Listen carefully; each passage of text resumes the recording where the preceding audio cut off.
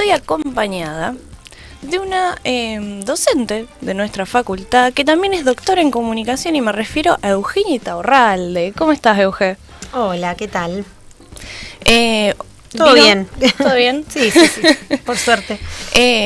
Está acá para que charlemos un poco sobre un tema muy importante que hemos venido hablando también en programas anteriores. No puntualmente de este tema, pero tiene un poco que ver con algunas políticas que hemos mencionado que están dispersándose en nuestra sociedad del día de hoy, en estos días.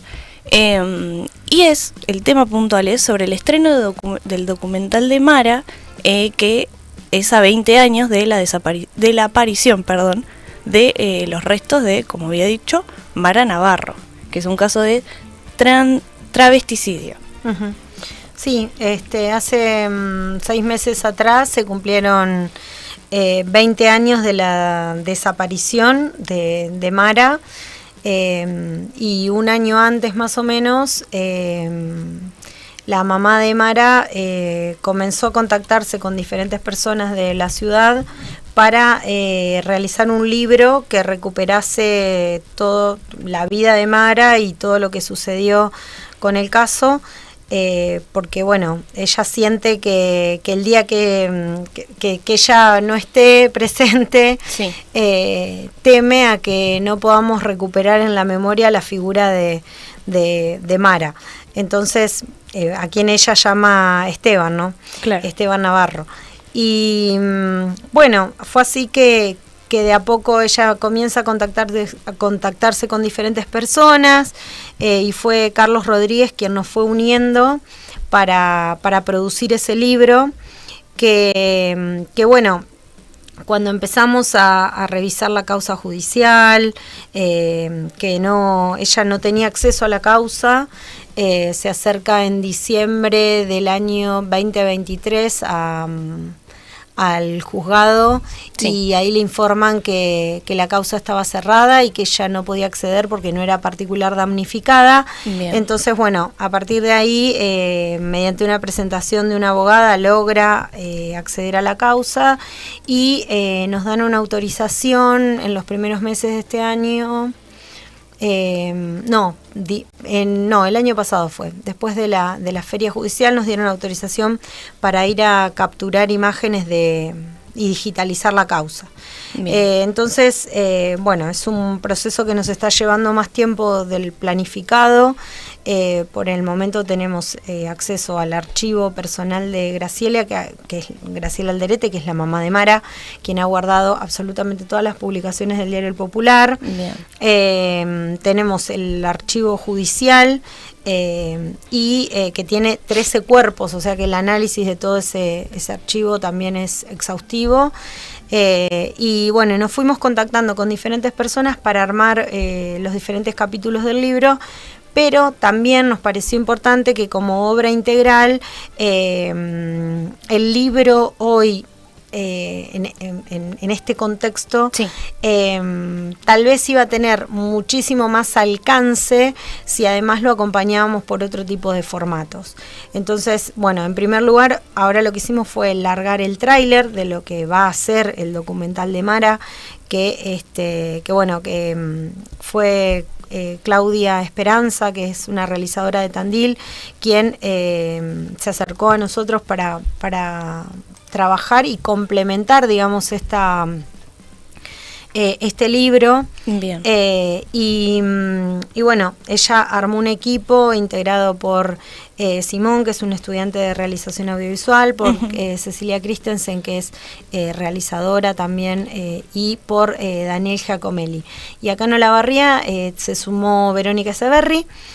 Bueno, está Carlos Rodríguez desde los inicios del proyecto, y estoy también yo produciendo desde acá, desde Olavarría.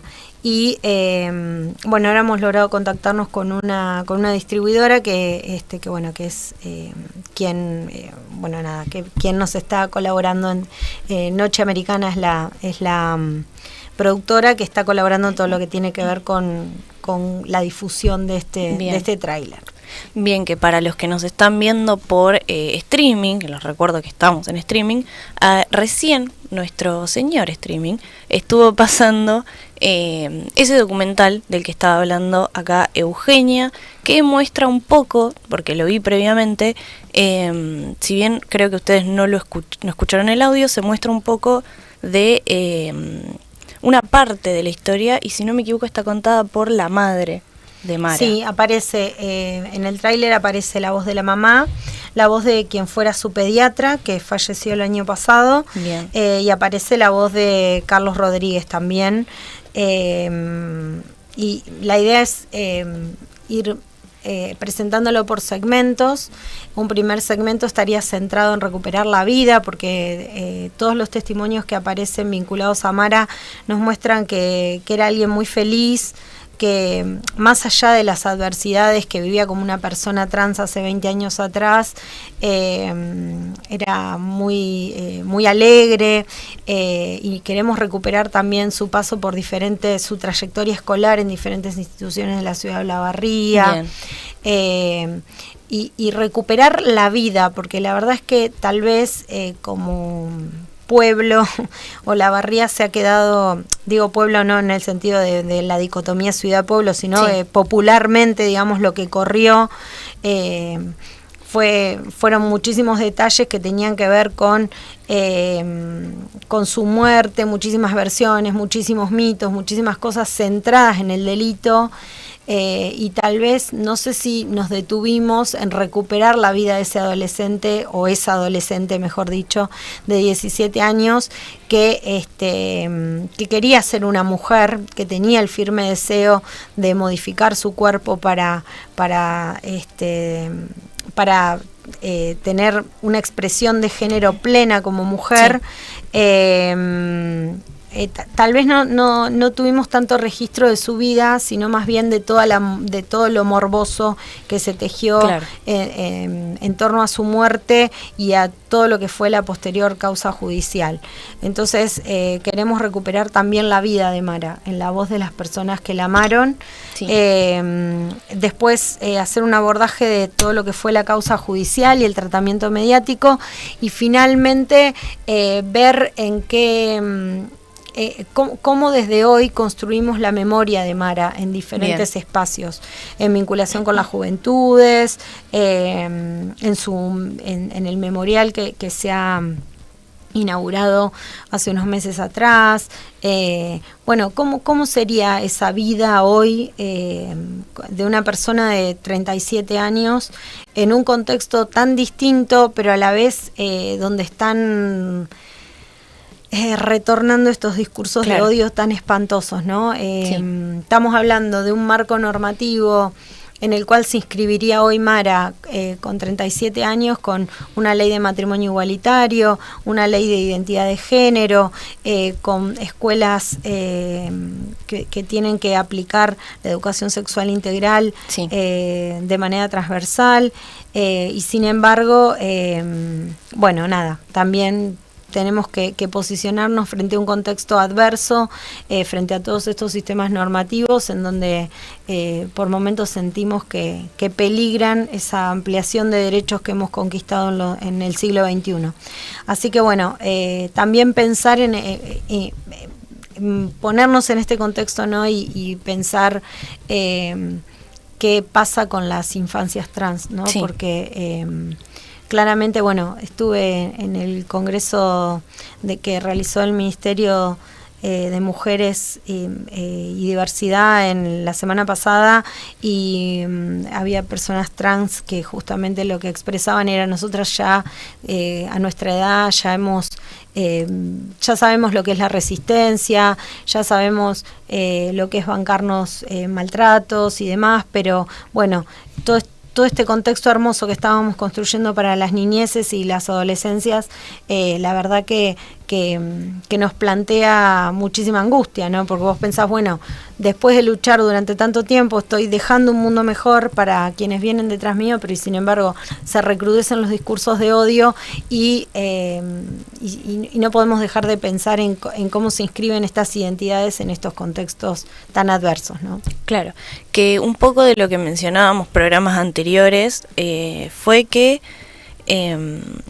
bueno, en Europa hace unas semanas se dictaminó por ley, digamos, o por DNU, una cuestión así, que no se podían hacer marchas o juntadas, o que la comunidad LGBT no podía presentarse en público con sus banderas,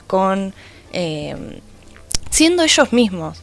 Que se había prohibido la concurrencia a la marcha LGBT. O sea, estamos en un contexto en el que quizás muchos nos las queremos, perdón por cómo lo voy a decir, pero muchos nos la queremos dar de progres, de que mejoramos y de que avanzamos en ciertos aspectos. Este es uno. Y la verdad que el contexto político nos está demostrando que por más que muchos hayamos aportado nuestro grano de arena para estar mejor en ese sentido, para poder visibilizar y para poder brindarle una infancia más, no me sale la palabra, pero una mejor infancia a aquellas infancias trans justamente, o infancias LGBT más, y esto que vienen a presentar ustedes, este documental, es como otra manera de resistirse ante estas adversidades que se presentan quizás. Sí, lo que se busca, bueno, en palabras justo de Claudia Esperanza, es trabajar mediante la activación de la memoria, ¿no? Sí. Tratar de traer ejercicios al espacio público que nos permitan recuperar la historia de Mara, pero a la luz de lo que vivimos actualmente, ¿no? Sí. Y bueno, y nos parece muy importante que muchas personas conozcan su historia, conozcan qué es lo que pasó, porque si bien para aquellas, en mi caso tengo 42 años, recuerdo muchísimo el caso, pero tal vez las generaciones más pequeñas y demás no recuerdan tal vez esos momentos tan oscuros de una Olavarría completamente impune, ¿no? Porque así como pensamos en Mara, podemos pensar en varios casos que se dieron en ese momento, en donde desaparecían personas, sobre todo mujeres, ¿no? que desaparecían y no sabíamos qué es lo que había sucedido, aparecían tiradas en una zanja. Bueno, el último caso de Sofía Vicente sí, está muy lejos de esos años oscuros, digamos, en donde los casos impunes eran como se sucedían uno detrás de otro. Y era verdaderamente muy triste no saber qué es lo que había sucedido, porque bueno, en este caso no tuvo ningún tipo de resolución, si bien hay un nombre que lleva la carátula que señala a una persona y demás que ha sido investigada, no hubo ningún tipo de resolución. Uh-huh. También me parece importante recordar el caso de la travesti que fue, la persona trans que fue asesinada en la terminal de ómnibus de Olavarría, fue prendido fuego un colectivo y nunca se supo su identidad. Eso también nos habla de la marginalidad en la que todavía viven muchas personas, que ni siquiera se reclamó un cuerpo, ni siquiera hubo un familiar, un amigo o alguien que dijese hay una persona desaparecida, como la verdad es que es desolador. Sí. Hoy bueno, hay una maceta en la terminal de ómnibus que refiere a este caso, que fue emplazada por el sindicato SUTEBA, pero bueno, también socialmente es como fueron juzgados 2 personas como responsables de ese transfemicidio, pero bueno, ni siquiera como ciudad tal vez recordamos ese caso. Así que bueno, para nosotros es una instancia más para traer a la memoria, para para instalar de nuevo el tema socialmente, para entender que Mara no fue un caso que le ocurrió a Graciela Alderete, sino un caso, fue algo que nos ocurrió como sociedad olavarriense, que no podemos permitir que eso suceda de nuevo, que necesitamos que las personas trans tengan otras vidas, que puedan acceder a un trabajo, que puedan acceder a una escolarización, que puedan ser personas plenas de derechos en nuestra sociedad, que puedan venir a la universidad, que puedan sentirse bien en los pasillos de nuestra facultad y que puedan estudiar la carrera que deseen, ¿no? Pero bueno, hay una responsabilidad social que nos tenemos que dar, trabajar mucho con todo lo que tiene que ver con la no discriminación y con la no exclusión de las personas de todos los ámbitos en los que nos desarrollamos habitualmente, ¿no? Bien, en este contexto que veníamos hablando, no solamente de la Olavarría hace 20 años, sino que la sociedad en general hoy, que se está viendo que se volvieron a poner en auge muchísimos discursos de odio, genera una dificultad este panorama, este contexto para el tratamiento de este tema para ustedes que están generando este documental. Mira, a mí lo que me parece es que está bien, hay una legitimidad que lo da un presidente o un oficialismo en este contexto que hace que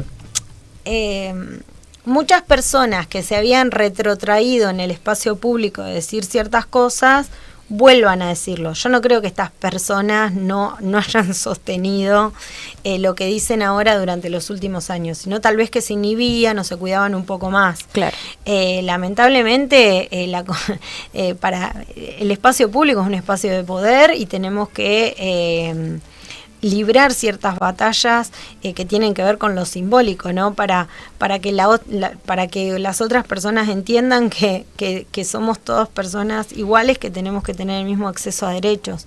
Nosotros hoy no hemos tenido ningún tipo de dificultad, digo, no es que nos inhibimos en tratar este tema porque hay un contexto que sea adverso, tampoco hay personas que nos han dicho no voy a hablar porque no quiero quedar expuesta, no, la verdad que no hemos encontrado, porque también son personas que históricamente han hablado, entonces, qué sé yo, no sé, Alba Mancinela, pienso, como maestra de Mara.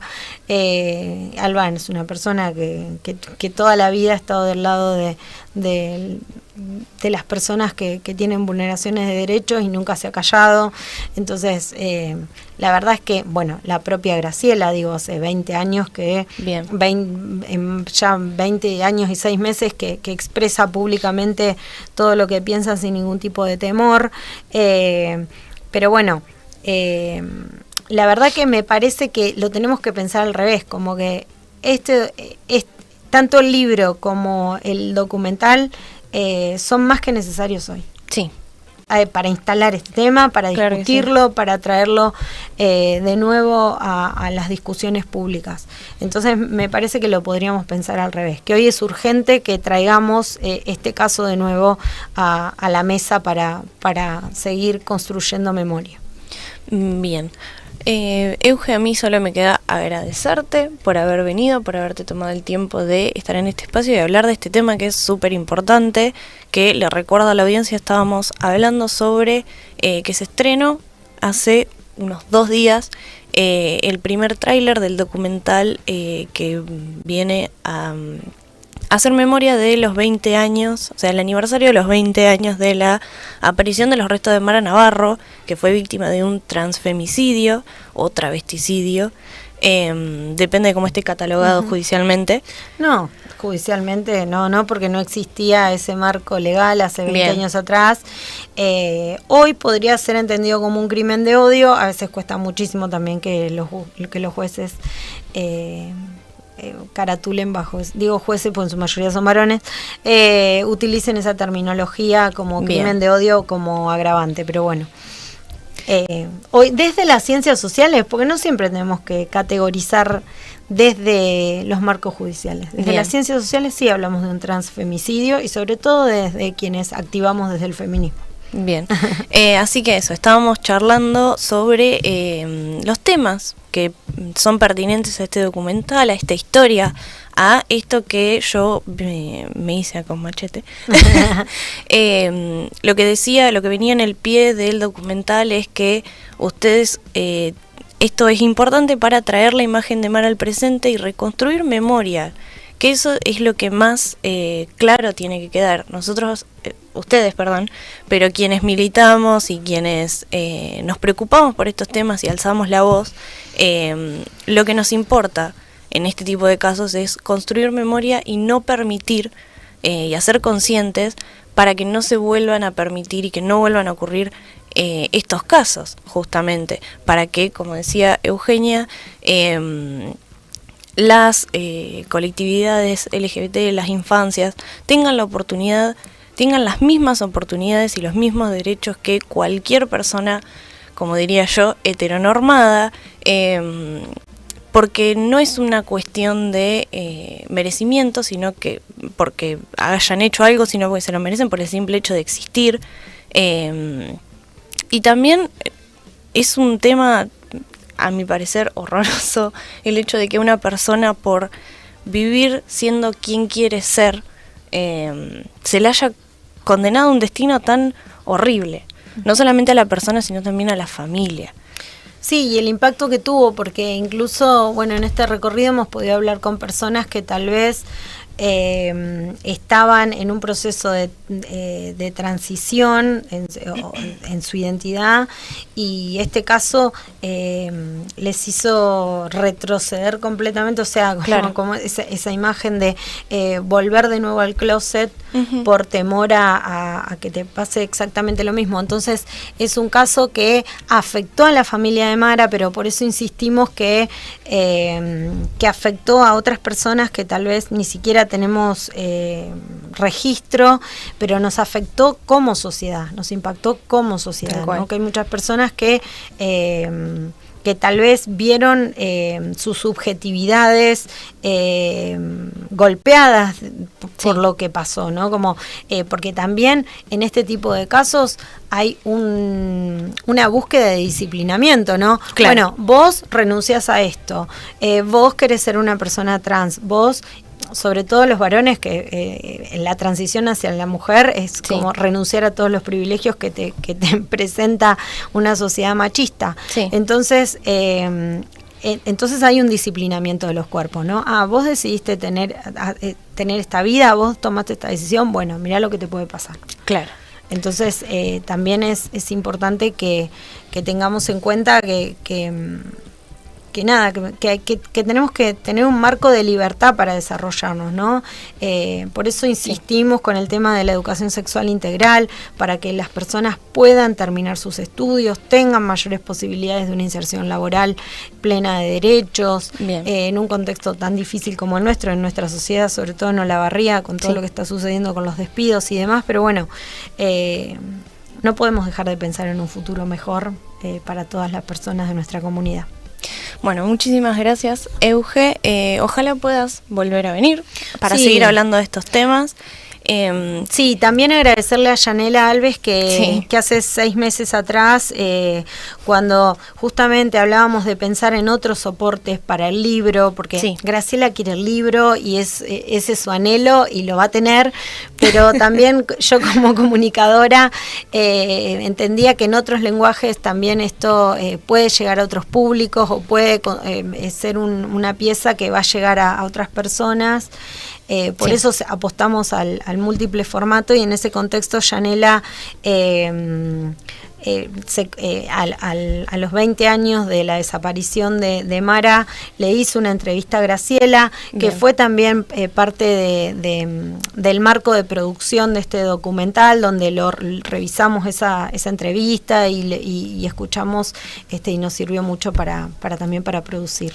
Así que bueno, agradezco a Radio Universidad, y posiblemente posiblemente exista también una producción que salga desde acá, desde Radio Universidad, en sintonía con esta propuesta integral. Así que bueno, buenísimo. Vamos a seguir en contacto.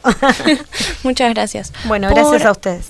acá por el piso de Radio Universidad pasó Eugenia Taurralde, doctora en comunicación, para contarnos y charlar un poco sobre el estreno del tráiler del documental de el aniversario de los 20 años de la aparición de los restos de Mara Navarro, que fue un caso de travesticidio,